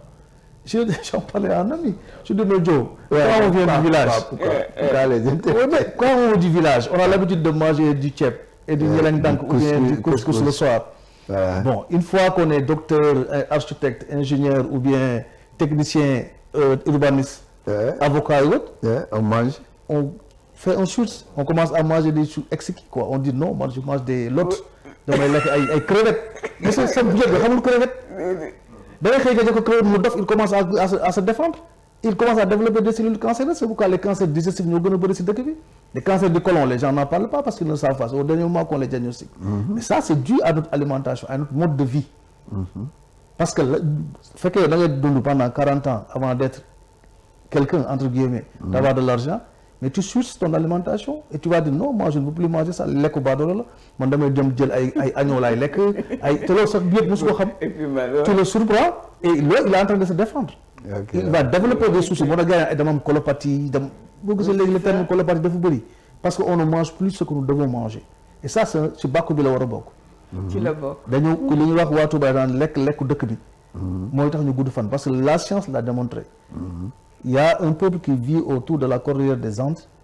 Les femmes accouchent jusqu'à 65 ans. Jusqu'à 65 ans, ils vivent plus de 100 ans. Il y a plus de centenaires dans cette zone que partout ailleurs au monde parce que les gens ne mangent qu'un seul repas, une seule alimentation. Non, une seule alimentation, une alimentation traditionnelle. Ils ne varient pas sur l'alimentation. Mais nous, c'est pourquoi le Bakou aussi, ça ne doit pas être un Bakou pour les architectes ou pour les médecins, mais c'est un retour à la source. Oui, on vivait bien en Afrique. Et je vous disais tantôt, ok, on n'a pas, nous, une sécurité sociale. C'est pourquoi quand on dit la Banque mondiale veut déstructurer nos trucs, peut-être, mais ils ne le peuvent pas. Parce que je disais à un ami français, il me dit non, là vous êtes pauvre, parce que j'ai dit ok, alhamdulillah. Mais vous avez une sécurité sociale, mais on a la solidarité nationale. Donc, au moins chez nous, les gens ne mangent pas souvent à la poubelle, ils ne dorment pas dehors. Ils dorment pas. Chaque jour, quand ça va mal, on sait que par où il faut retourner. Voilà. Et ensuite, chaque Sénégalais, le psychologue de l'autre Sénégalais, le terme graoul, c'est pas grave, dis-le pas. Au moins, mais en Europe, tu ne vois pas qui parle. Vous parlez de la tour montante, pourquoi ils n'ont pas les fenêtres en dehors du vent, c'est pour empêcher que les gens se suicident. Ça, c'est le aspect. Mais il y a cet aspect. Voilà, tout c'est-à-dire à une certaine vitesse. Même en dehors de tout ça, mais ils te laissent pas d'ouverture parce qu'ils savent que le niveau de chute est très élevé. Les gens dépriment rapidement parce que l'environnement, d'abord, l'habitat vertical pose problème dans toutes les cultures. Ça, c'est récent, l'habitat vertical. Oui, tout à fait. Les immeubles, les gratte-ciel, c'est très récent pour l'humanité. Les gens ont vécu dans des habitats qui sont, disons, de surface, de pavillonnaires, style pavillonnaire. Mais là, avec le développement de l'urbanisme et le développement de l'humanité, les gens vont vers les habitats, l'habitat vertical. Mais l'habitat vertical n'est pas une culture africaine. Et je crois même que ce n'est pas la culture d'aucun peuple. C'est le capitalisme qui nous a imposé ça. Pour pouvoir caser des gens, c'est comme des cages. Hein. Mais l'idée, c'est de le retravailler. Exact. Pour qu'on puisse y vivre. Parce que de toute façon, il va falloir aller en vertical, mais pas comme ça, la non, il faudrait penser. Est-ce que vous ne croyez pas que nous, on a internalisé des problèmes qui ne sont pas nos problèmes? Regarde le problème de... J'habite à Rufisque. Il y a ce qu'on appelle Al-Madida, une ville que j'ai vu grandir. En 2012, lorsque je venais à Rufisque, il n'y avait rien. C'était des champs de patates et de choux. Actuellement, c'est l'une des plus grandes villes. Parce qu'on a créé des voies de jonction. Je crois que le combat, c'est de développer les zones rurales. Le Sénégal intérieur. De permettre à ces gens qui viennent habiter à Dakar, travailler à Dakar, de pouvoir rester et travailler chez eux. Mais moi, tu m'inquiètes en disant, parce que tu m'as dit que toutes ces zones d'agriculture... Non, je ne parle pas je parle de l'esprit. L'esprit de créer une autoroute qui donne aujourd'hui, lorsque je devais venir je me rappelle en 2007-2006, avant le route à péage, moi je mettais 4 heures de temps entre Rufisque et Dakar. Aujourd'hui, j'ai à peine 22 minutes. Donc ça a donné le courage à ces gens qui habitaient dans des habitats, dans des immeubles, d'aller construire rapidement là-bas. Si on le fait peut-être pour Ila Kaolack, Ila Touba, développer des zones et créer de l'activité autour de ces zones, on peut garder cette souveraineté culturelle-là pour ne pas faire comme les autres. Et ça, eux-mêmes, ils savent qu'ils ont fait des erreurs. Oui. Ils s'en rendent compte. Mais malheureusement, nous, on n'apprend jamais des erreurs des autres. Il faut qu'on aille cogner le mur pour se dire, ah, attention, ils avaient fait des erreurs, nous aussi. Alors qu'on a cette chance, on a un nouveau pays, 65 ans d'âge. On veut d'avoir toutes ces ressources dont on parle. C'est à nous maintenant, en tant qu'intellectuels, de voir comment nous, on va terminer notre vie et comment on peut définir la vie de nos enfants et autres. Tout ce qui est les zones de Niaï, on ne peut pas habiter là-bas. Non, mais on ne peut pas, parce que c'est des zones de culture et c'est dangereux. Quand un peuple habite... C'est ça qu'il faut dire. Non. Parce que j'ai vu qu'aujourd'hui, les zones de Niaï, les gens... Non, on ne peut pas, parce que le problème, un peuple qui habite dans ces zones de culture va mourir de faim. Absolument. La zone de Niaï, Djamnyadi, on l'appelait Bët Sénégal. C'était Bët Sénégal, c'est l'une des zones les plus riches du monde. Ah oui. Vous pouvez souvenir de Bët Sénégal. Bët Sénégal, c'était de Rufisque jusqu'au fin fond, même derrière Pout et vers Thiès. C'est là, les meilleures terres du Sénégal sont là-bas. Maintenant, au lieu de développer l'agriculture là-bas, on est en train d'en faire des immeubles. Ça pose problème. Même pour la stabilité, vous voyez que ces immeubles-là, c'est excessivement difficile et coûteux de construire dans cette zone. J'habite là-bas, je sais ce que je dis. Donc c'est très difficile. Donc si les urbanistes, les architectes et les autres intellectuels, les ingénieurs ne se réunissent pas pour définir des choses proposées, parce que l'État aussi, Bonaparte le disait, on gouverne les peuples que par leur vice. Le peuple sénégalais c'est habité. Donc ce n'est pas le problème. Ouais. Ils vont dire, voilà, c'est bon, on connaît mieux les géomètres que les architectes. Ah, c'est vrai. Hein, c'est ça. Mais c'est les géomètres que les architectes. C'est une réalité. Alors que l'architecte, c'est autre chose, c'est pas de la géométrie. Les géomètres font un excellent boulot, mais souvent, eux, ce qui les intéresse, c'est, voilà, donnez-moi les coordonnées, couper ceci, etc. Bon, c'est eux-mêmes souvent qui définissent les plans d'habitation. Est-ce que c'est leur rôle? C'est pas leur rôle. Bon, Aruna, oui. C'est bien d'avoir rencontré l'esprit nouveau. Ouais, parce que dans un métier, dans un corps de métier, on est tellement concentré sur nos problèmes qu'on ne réfléchit pas trop dans l'ensemble. Dans l'ensemble. Mais ce qu'il dit, nous tous nous l'avons remarqué. Il faut organiser l'urbanisation rurale. Voilà, ça c'est le grand problème dont on parlait dans Akudak, mes premières interventions. J'ai dit qu'à travers les architectes, puisque vous êtes les porte-voix et les devanciers, c'est vous qui fédérez tous les corps de métier derrière vous. Vous devez aller vers l'administration pour leur montrer que maintenant il faut retourner aux zones non édificantes qui existaient, aux zones de culture et aux zones d'habitation. Parce qu'on a mélangé les trois zones de telle sorte que tout se passe dans toutes les zones. Oui, on a voilà. Au moment de l'inondation, moi j'ai vu, voilà, j'ai vu Médina Gounass vers Pikine, parce que j'étais au lycée Limamoulaye. L'inondation, c'est les premières zones que l'inondation a pris dans la banlieue. Au lieu de restructurer ces zones-là, on a donné des personnes des maisons de Djahaï. Mais elles sont revenues habiter sur les mêmes zones, alors que pendant ce temps, l'État devait récupérer ces zones pour pouvoir en faire des zones d'espace vert. Oui, parce qu'ils n'ont pas pu démolir. Ouais, ils n'ont pas pu démolir. Voilà. Ils ont laissé la zone, les gens vont, ils vendent leurs maisons, ils reviennent là où ils habitaient. Voilà, tant que les gens vont jusqu'à habiter dans Bobos, c'est autre chose. Donc, ça pose un problème. Mais l'État a dit récemment qu'il va déplacer Mobos comme... voilà quoi. Mais c'est le problème, vous l'avez souligné tout à l'heure. Avec le problème du Stade de France, il faut décontaminer. Voilà. Est-ce qu'on a tout cet argent? Est-ce que ça vaut la peine de décontaminer cette zone-là? C'est une zone qui a été contaminée pendant plus de 40 ans. Et là, c'est un problème de santé publique grave qui va se poser. C'est ça le gros du problème. Parce voilà, lui, il a lettre quoi. Non, le gros du problème, c'est qu'aujourd'hui, vous allez aux alentours de Mbobos, tous ces maraîchers-là, qu'est-ce qu'ils utilisent? L'eau de pluie. Hautement contaminés par des métaux lourds, par des particules, etc. Ils vont arroger ces fleurs, ils vont arroger ces fruits et légumes, qu'ils vont revenir vendre aux populations sénégalaises. On les consomme et on va tomber malade. C'est un cycle. Ça ne trahit pas. Donc le gros du problème, c'est un problème qui mérite une grande réflexion. On parle des assises. Moi, je crois que même il faut pousser l'État à l'assise de l'habitat. Absolument. Parce que le problème, le gros du souci, le danger, ce n'est plus le paludisme. Ce n'est plus les maladies infectieuses ou bien les maladies non transmissibles. Et même dans le cadre des maladies non transmissibles, le problème cardiaque, les problèmes psychologiques. C'est ça. Mais l'exception, que même il y a des jeunes qui ont 35 ans qui ont des problèmes cardiaques maintenant. Mais qui ont même des AVC. Des AVC. J'ai écrit un article sur le journal Critique il y a 2 semaines, c'était sur ça. La prise en charge des cancers et des insuffisances cardiaques. Mais c'est une catastrophe. Et ça, c'est les facteurs déterminants, les facteurs déclenchants, c'est notre environnement immédiat. L'habitation et l'alimentation. Donc ça, si on ne fait pas... Je crois qu'on est en train de faire les états généraux de chaque secteur, mais l'urbanisation, on doit y réfléchir. Parce que l'homme est déterminé par son habitat. Quand vous habitez mal, vous ne pouvez pas être en bonne santé. On parle de la santé tout à l'heure. Jusqu'à présent, on n'a parlé que de la santé somatique. Mais la santé psychique. Mais regardez l'agressivité des gens dans la rue là. Mais tous les gens sont frustrés. Hein? Parce qu'on est frustré parce qu'on dort mal. Tu dis non, pourquoi on est l'animal est entouré. Mais les gens, on est dans un environnement pollué. Il y a le polluant physique, sonore, les polluants biologiques, avec les tiques et autres. Donc, si on n'arrive pas à organiser ce truc, dans 50 ans, c'est plus facile de lutter contre le paludisme, contre le cancer. Le cancer est très coûteux.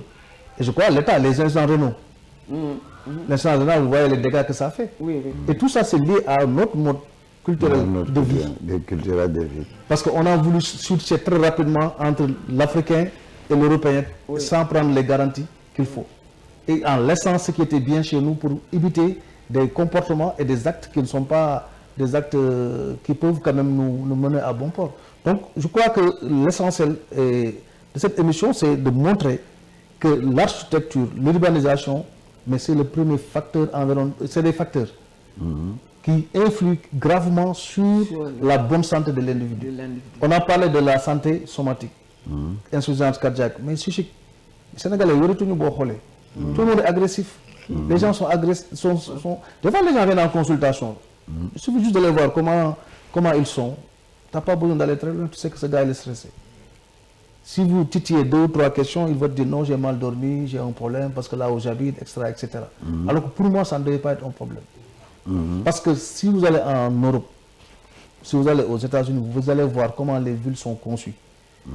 L'habitat, ça nécessite une commission de réflexion où il y a l'architecte, il y a l'ingénieur, il y a l'urbaniste, il y a le paysagiste, il y a le médecin. Est-ce que cette zone est habitable ou non? Il y a les sociologues. Tout, mais ici, c'est des mamdous. C'est des mamdous. Mais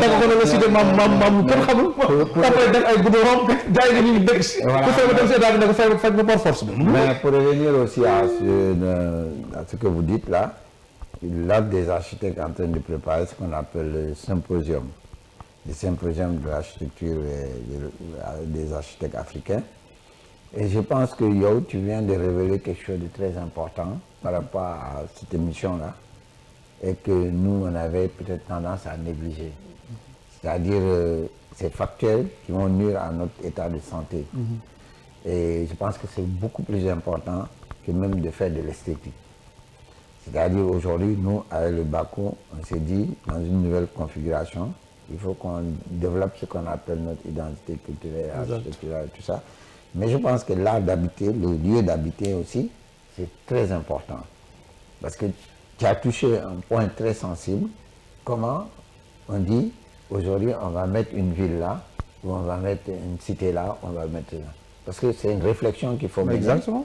Voir qu'est-ce qui existait avant. Est-ce que c'est un lieu qui peut avoir de l'habitation ou pas? Ces questions-là, c'est crucial. Aujourd'hui, l'État qui est venu dit que je vais faire une nouvelle ville. Là où il veut faire cette nouvelle ville, est-ce qu'on a déjà réfléchi à ça? Est-ce qu'on sait si ce sont des choses qu'il faut dépolier des endroits ou bien il faut venir seulement commencer à mettre les maisons qu'il faudrait faire? Le ministre nous avait dit qu'il cherchait un slogan. Il a trouvé, si c'est la nouvelle ville de Thiès, c'est Bakou. Et donc nous, on va forcément l'interpeller sur ce que vous êtes en train de dire. Parce que s'il faut même prendre les thèmes qu'on va utiliser dans ce symposium-là, on va vous inviter. Merci. Je pense que, Aïda, toi qui t'occupes de ça, il faut que Mas, qu'on en parle. Parce que ce qu'il dit, c'est très important. Non, c'est ce qui dit. Hein? Oui, non, c'est même plus de l'ordre des assises. Aujourd'hui, en résumé, on fait un symposium qui est accolé à Sen Habitat. De quoi? Et aujourd'hui, vous venez de nous mettre effectivement cette...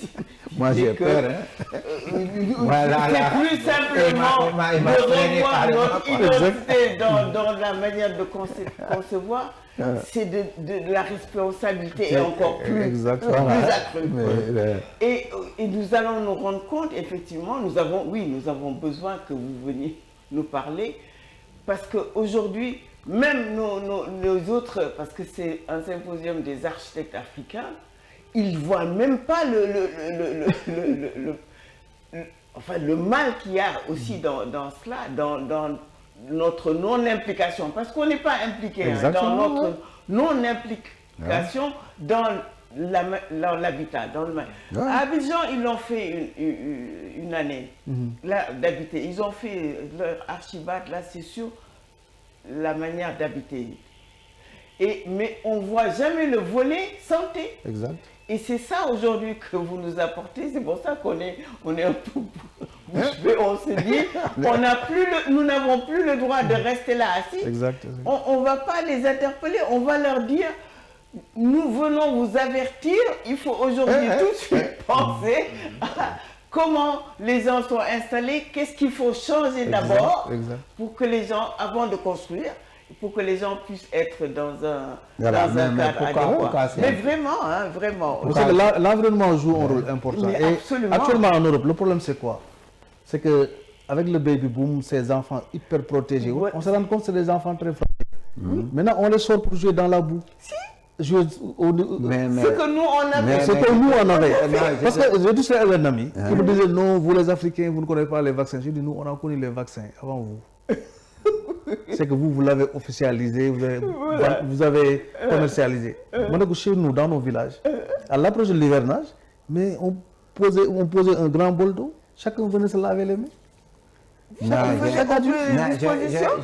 les gens prenaient chaque truc, ils donnaient aux enfants, ils s'étaient protégés contre la diarrhée, cette maladie. Je viens sur l'anecdote que je vais dire. Bon, j'ai un cousin, Chetal, qui me disait qu'il est venu en vacances avec sa fille, c'est 2 filles, et puis il y avait une Fatou.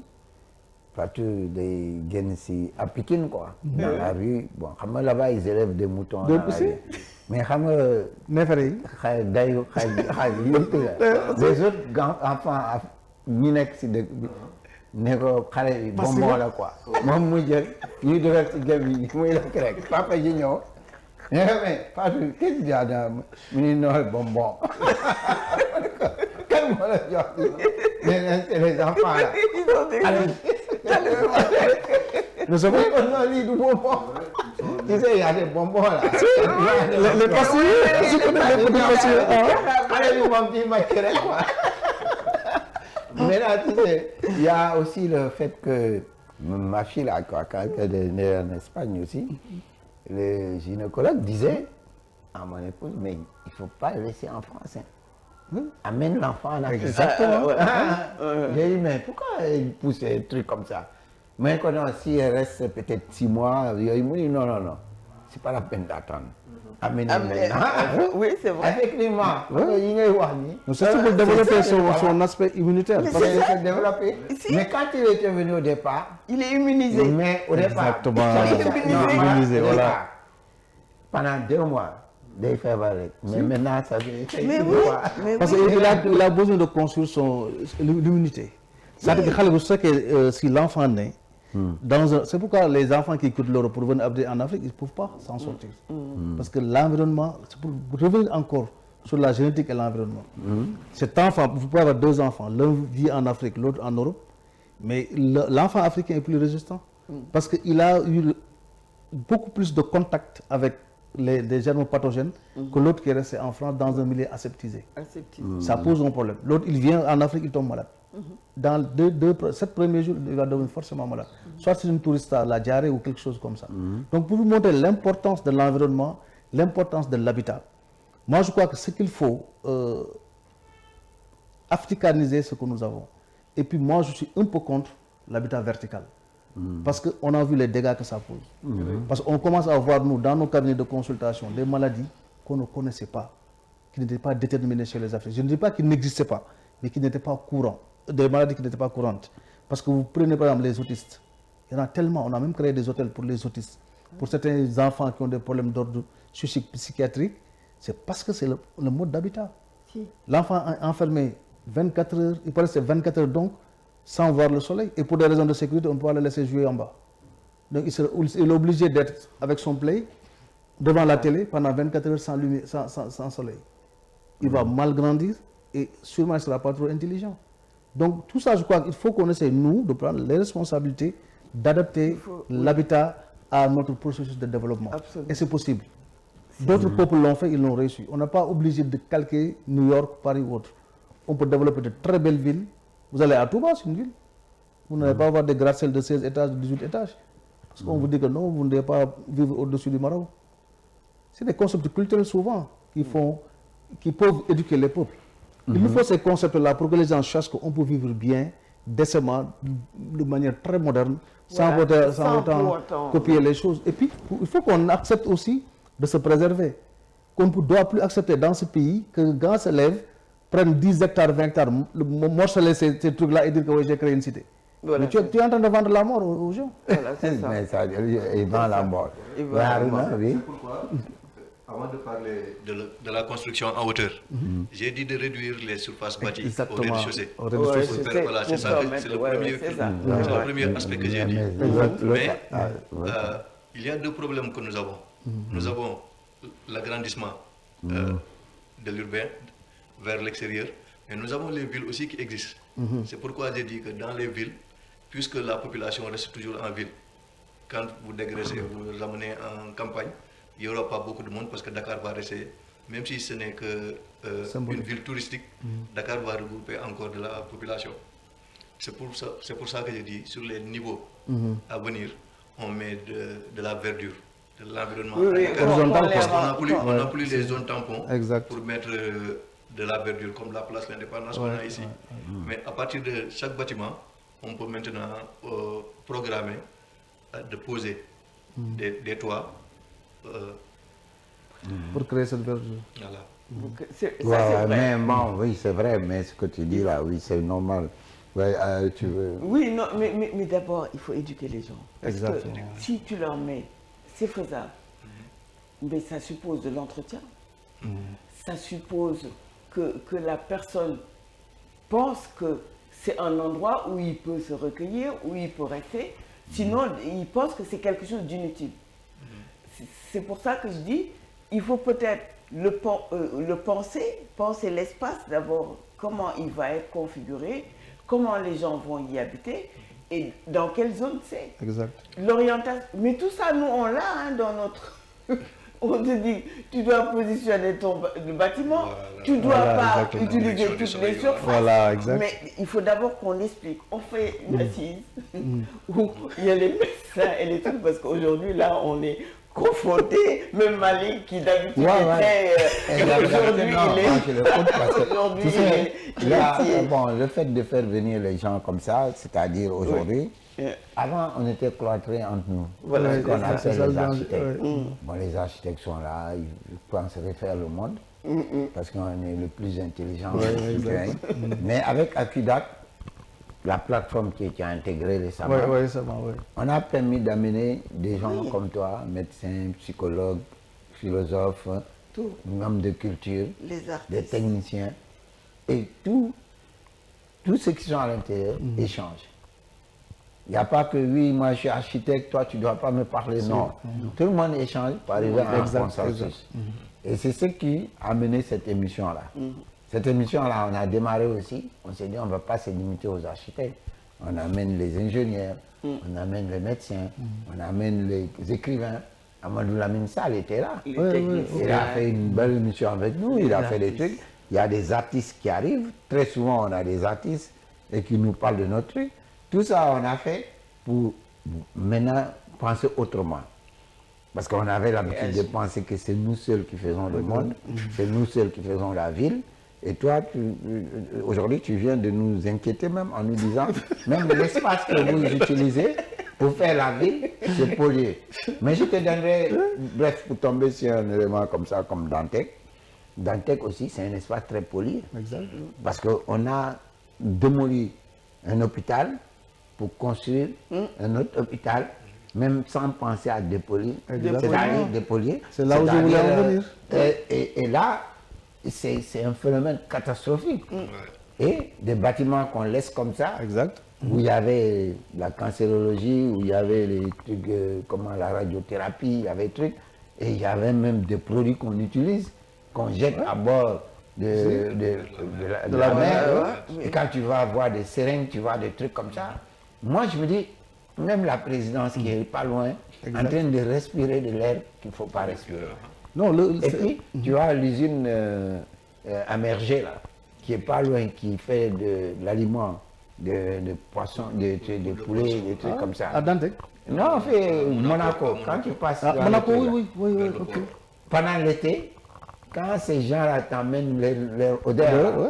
mais tu ne peux pas respirer. C'est ça. C'est infernal. Et c'est tous ces phénomènes-là que vous, aujourd'hui, en médecine de santé, que vous êtes en train de dire, et le concept que vous avez utilisé, le mot que vous utilisez, l'habitat, La médecine de l'habitat. la médecine de l'habitat, La médecine de l'habitat. je pense qu'il faut qu'on adopte cette médecine de l'habitat, qui intègre les architectes, qui intègre les environnementalistes, qui intègre les urbanistes, qui intègre les géologues, les médecins.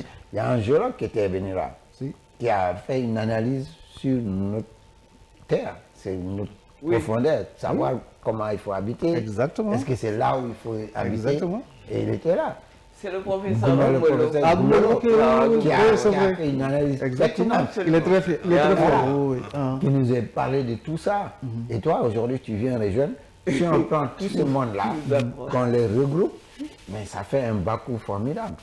C'est-à-dire, on n'est plus là en train d'attendre, écouter ou recevoir des leçons de qui que ce soit, mais on est là pour prendre en compte notre avenir. C'est l'heure d'agir, quoi. Notre devenir. Parce que toi, tu nous dis, si on ne le fait pas aujourd'hui, dans 5-10 ans, Mais ça a commencé, tu sais, Malik. aujourd'hui, Ça a nous-mêmes, commencé. Ça a commencé. on a vécu, hein, on a plus de 50 ans, 60 ans, on est là, mais est-ce que nos enfants là, on va leur donner la chance de vivre autant? Exactement. C'est ça. ça. Nous, on est responsables quand même. Non, mais il y a de ce plus qu'on est grave en train encore. d'engendrer. C'est que les perturbateurs endocriniens, j'en ai pas parlé. Actuellement, nos enfants, on voit des enfants de 7 ans, 6 ans qui commencent à avoir leurs règles. C'est l'habitat. C'est tous ces appareils qui émettent des ondes, qui nous entourent. Mais lui là, il Et tout ça. Mais c'est Si vrai. vous habitez, comme je rejoins Arona, si vous habitez dans du 100 mètres carrés en Afrique, avec tous ces trucs qui entourent, c'est la ça. télévision, le frigo, les portables, il y a 50 portables dans la maison, tu as un enfant qui vient de naître, mais c'est sûr qu'il est déjà bombardé de perturbateurs. Les perturbateurs physiques endocriniens qui font que maintenant, dans nos cabinets, on reçoit des enfants de 5 ans, les parents les amènent tout à peur en disant, oui, il a déjà commencé à avoir ses règles. C'est normal. Ah oui. Tout ça, c'est l'habitat. C'est-à-dire que nous, on ne connaissait pas ce genre de problème. À 9 ans, maintenant, 8 ans, 9 ans, c'est fréquent qu'on voit des enfants, infection génitale, elle est en train de, les seins commencent à pousser à 6 ans. Et ça, vous le remarquez dans nos maisons. Parce que les gens ne se rendent pas compte de ça. Mais tout ça, c'est la faute d'une mauvaise habitation. Parce qu'il faut que l'habitat soit pensé en Nous, Afrique. les architectes là, on a du boulot. Hein. Hein? En fait, le mal est très profond. C'est pourquoi je vous ai dit tantôt qu'on ne peut pas dissocier l'architecture, l'urbanisme et la médecine. Et la médecine. Parce que moi, je dis que c'est des professions parmi tant d'autres. En fait, Dieu nous a transféré une partie de sa responsabilité de conception et de création. De création. Lorsque Adam et Ève étaient sur terre, il n'y avait pas de maison. Dieu les a donné cette technique de construire pour ne pas se nuire. Mais nous, on construit pour se nuire. Même si vous voyez les matériaux utilisés dans nos maisons, mais ça pose un problème. Moi, c'est en Afrique que je vois des gens qui ont des parquets. Mais parquets, c'est contre l'isolement, contre le froid. Mais les gens, ils ne savent rien, on ne parle pas. Nous, nous, avec les France ou les États-Unis, le carrelage qui est le carrelage. Mais c'est pour ça que Mais les c'est ça. gens Mais les fractures. dans la salle de bain. Exact. C'est tout ça. Mais actuellement, pas plus tard que la semaine passée, on a une fracture à l'hôpital, on a une fracture du fémur. Tu vois. Chez une vieille, parce qu'une femme au-delà de 55 ans, de 40 ans, 55, 60 ans, Tu as des problèmes. mais avec la ménopause, elles ont les os très fragiles. Et la plupart, c'est des jeunes dames qu'on voit avec des fractures du fémur. Et c'est très difficile de les gérer. Difficile de, oui. c'est La plupart du temps, on les perd. Parce que pour vous montrer l'impact d'une mauvaise habitation sur la santé de l'individu. Mais Aïda, donc tu dois me féliciter que j'ai bien choisi notre Ah mais invité. non, mais je suis fidèle. Alors là, On pourrait demander qu'est-ce qu'un médecin fait dans une émission. Il y a mon grand qui m'a tiré là. Tu es malade de nous. Mais qu'est-ce que tu fais là-bas? Et pourtant, celui qui m'a posé la question fait partie des plus grands intellectuels de ce monde. Mais il me dit, mais qu'est-ce que tu fais là-bas? Je dis, les grands. L'architecture et la santé, c'est l'environnement de l'homme. oui. Mais C'est la aujourd'hui, santé. vraiment, Alors je te là, remercie. bluffé. Je pense que c'était utile qu'on t'ait quand même aussi. Et bon, Aruna aussi à côté, parce que bon, tu as tellement pris le truc, Aruna n'a même pas pu respirer. Non, c'est Moi, clair. d'habitude aussi, demande-leur, hein, je pose là. Mais là, je t'écoute. Parce que moi, il y a un truc que j'adopte souvent. Quand je suis en face de quelqu'un que je peux en tirer quelque chose, je l'écoute. Parce qu'en même temps que je t'écoute, je suis en train de réfléchir. Exact, ouais. Et c'est ça peut-être que j'ai quand même chez moi, que j'ai cette concentration-là. Mais si je parle, c'est parce que je tire rien de l'autre. Voilà. Oui, et parfois il les arrête. Il les arrête. Parce que... Moi aussi, c'est le même principe. Je lui ai dit que je suis tellement curieux que j'aime bien écouter l'autre. Exactement. Exactement. Parce qu'il m'est arrivé de quitter Touba avec un gendarme, mais je l'ai tellement bombardé de questions de Touba à Dakar, parce que, comme je vous disais, on n'a pas réfléchi quoi, sur le système des ASP, la sécurité de proximité. Voilà. Donc on a des limites parce que nous, on n'est pas des professionnels de ça. Mais lui, il connaît bien la sécurité. Exactement. Mais je l'ai tellement posé des questions, c'est ça. Exactement. Il faut apprendre à découvrir. Ouais, exactement. Nous, Mais moi, ce que je respecte quand même, aujourd'hui, parmi tous ces invités qui sont venus, tous, même le jeune Martha, là, le petit là, Exact. on a trouvé quand même une formule qui est intéressante, c'est-à-dire de mélanger les gens de diverses professions. Exactement. Et qui savent qu'en symbiose, les professions sont obligées de fusionner. Exactement. Bon, c'est pour ça que j'ai bien fait l'introduction en disant c'est un médecin mais architecte. Alors que j'ai jamais discuté avec lui de ça. De ça. Mais j'avais appréhendé qu'il est curieux quoi, de nature. Donc quelqu'un qui est curieux, il va te dire les choses. En plus, quand je sais que c'est un spécialiste en gynécologie, c'est un truc, et il va te parler des choses au-delà même de ça, dans son métier. Mais vraiment, on te remercie. Merci, le plaisir de Moi, je partager. vois qu'on a besoin encore des gens comme toi dans cette émission. Et Aïda, même je pense que ça fait plaisir à Aïda de découvrir toutes les semaines quelqu'un de nouveau. On insiste souvent pour dire les architectes, venez, mais presque c'est pas important même. On pense que au lieu d'appeler des architectes, appelons des gens comme Exactement. toi, Exactement. qui ont d'autres profils pour apprendre d'autres choses. Et on va continuer à le faire parce que peut-être on a un médecin aujourd'hui, on aura un psychologue demain, on aura un philosophe, on aura un truc, mais on va continuer quand même à le faire. Et cette émission vraiment elle est géniale parce que elle arrive à faire découvrir des choses, des gens aussi. Et j'ai discuté, moi dans le milieu des médecins, je le connais beaucoup, hein, je les fréquente beaucoup, j'étais aussi au Sénégal. Mais des échanges comme ça, j'ai pas ça encore quoi. Non. C'est avec lui que j'ai eu des échanges. On n'a même pas eu le temps de parler de la conception de l'hôpital, comment ça doit se faire. Mais tu vas revenir dans une Mais il n'y a autre pas de émission. souci. Il revient, il a deux choses. Mais important, habiter pour le développement humain. Exact. On ne l'a pas trouvé, nous. On n'a pas trouvé. Merci. Merci. Deux fois.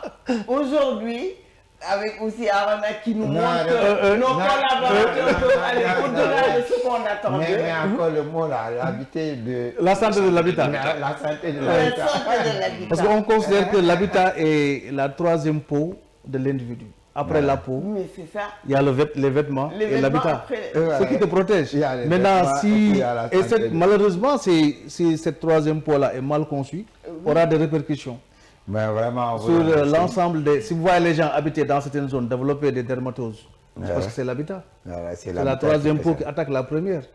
Souvent, les vêtements, ça pose un problème. Par exemple, il y a énormément de choses. L'habitat est essentiel pour l'individu. Dans le cadre de son développement psychomoteur chez l'enfant, son développement physique et son développement intellectuel. Maintenant, si on habite mal, c'est pourquoi on voit des phénomènes nouveaux, les agressions, la violence qu'on ne connaissait pas.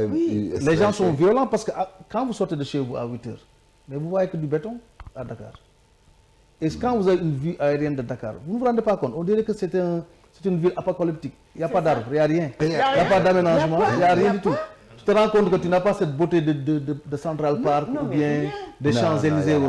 Il n'y a pas d'aménagement. Quand tu prends les centrales... Et pourtant, quand je vois qu'il y a un ministre ou bien quelqu'un qui a été nommé pour ça, mais je me dis quel est son travail. Maintenant, je vais te dire, le central, quand tu sais que le Central Park, c'est artificiel. C'est artificiel, ça a été créé. Et voilà, ça a été créé. C'est artificiel. C'est la raison pour laquelle aujourd'hui, il faut repenser la ville. Mais Exactement. Il faut repenser architecturalement la Exactement. ville. Il faut repenser comment habiter, comment épouser l'espace. Exact. Et tout ça là, ce n'est pas des architectes seulement qui doivent le faire. C'est des sociologues, des médecins, des trucs tous réunis ensemble. On va arriver aux assises, je pense qu'au symposium, à sortir une feuille de route et mettre ça sur la table, dire voilà comment on doit revivre. Ouais. Moi, je pense qu'il faut trouver un profil. d'hydrogéologue. Parce que Dakar, c'était à 80% de l'eau. Exactement, oui. Voilà. Notre construction maintenant est impactée par le chemin de l'eau. Voilà. Les inondations, on peut récupérer les zones, mais il faut retrouver les chemins d'eau. Exact. Non, attendez, Nos c'est grands-pères Lébou te diront que les chemins de l'eau sont impactés par notre constitution. Voilà, c'est pas le c'est ça, contraire. voilà, c'est ça que je veux Je dire. suis d'accord. Parce que nos parents, grands-pères Lébou, ils disaient que il y avait de l'eau de Soumbédioune à Malika. Exactement. Ça Et se voit sur la carte. c'était un Hein? cours d'eau. Ouais. Ça se Le voit cours sur d'eau la là, carte. on l'a découpé en plusieurs zones. Donc ce sont ces zones-là qu'il faut laisser l'eau transvaser. Passer quoi. Passer, voilà. Mais nous, on a un cours d'eau qui quitte la mine Gay, qui va jusqu'à traverser la cour de compte, et ça sort, ça va vers la mer. Quand on était en train de forer pour faire les sous-sols, les 2 sous-sols de la cour de compte, on a rencontré de l'eau. Et on nous a dit, mais cette eau-là, il faut l'analyser pour voir, parce que c'est pas normal que ça sorte comme ça. C'était vraiment assez agressif. On a amené ça à l'Institut Pasteur. Ouais. Qu'est-ce qu'ils nous ont dit? Mais vous pouvez boire l'eau. Ça Oui. vient d'où? Exactement. C'était de l'eau potable. Potable, si. C'est une source d'eau qui vient de la mine Gay. Je sais pas, il y avait une rivière. Ils nous disent que vous pouvez boire l'eau parce que l'eau est potable. Exact. Voilà. Et on a pris, c'est-à-dire on a laissé continuer l'eau, parce qu'il ne faudrait pas Arrêter. l'arrêter, mais on récupère de l'eau pour arroser les jardins de la cour de compte. Tous ces jardins que tu vois Exact, autour, si. c'est ce eau-là qui nous Exactement. permet de l'arroser. bien. Merci beaucoup. Mais merci. Et puis, vraiment, c'était super et gentil. C'était très et puis bien. voilà. Merci. Merci.